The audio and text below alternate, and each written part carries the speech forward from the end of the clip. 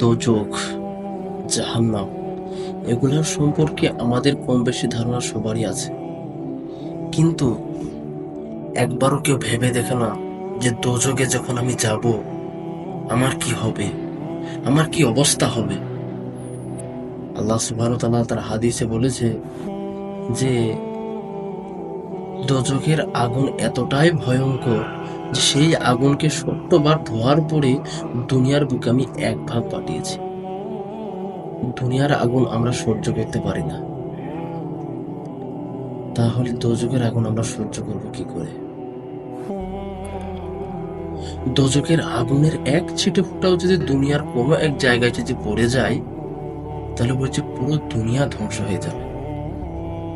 সে আল্লাহ কতটা ভয়ঙ্কর, সে দোজখের আগুন কতটা ভয়ঙ্কর। এক ব্যক্তির কাছে সব সময়তে একটা ডিসলাইট প্যাকেট রেখে দিত সে। তা তার এক দোস্ত তাকে জিজ্ঞেস করলো যে তুই তো বিড়িও খাস না, সিগারেটও খাস না, তাহলে কিসের জন্য ডিসলাইট প্যাকেট রেখে দিস? তখন সেই ব্যক্তি জবাবে উত্তর দিল যে যখন আমি কোনো ভুল কাজ করে ফেলি বা পাপ কাজ করে ফেলি,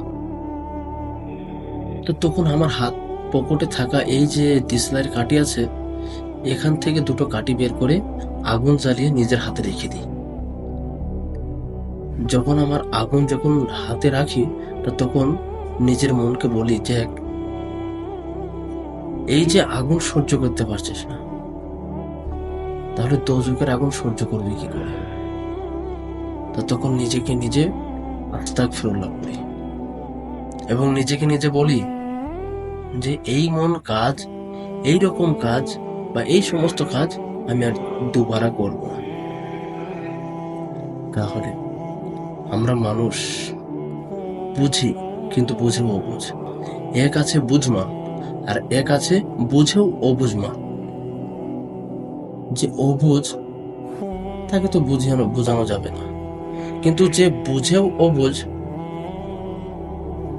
তাকে ক্ষমা আল্লাহ জীবনেও করবে না।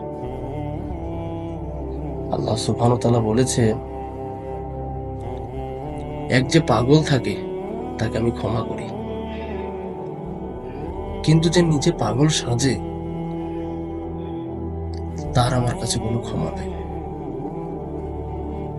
আমরা হয়েছি পাগল সাজি। ইসলাম ধর্ম খুবই সুন্দর, খুবই মধুর ধর্ম, শুধু আমরা এটাকে ঠিকঠাক ভাবে পালন করতে পারি না। ইসলামের সেরকম কোনো জিনিসই নাই যে পালন করা যাবে না।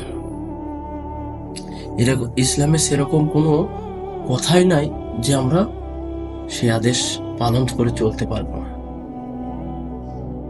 ইসলাম হলো সুন্দর, হাকিকত এবং কমন সেন্স, তাছাড়া অন্য কিছু নয়। আল্লাহ সবাইকে বোঝার তৌফিক দান করুক, আমিন।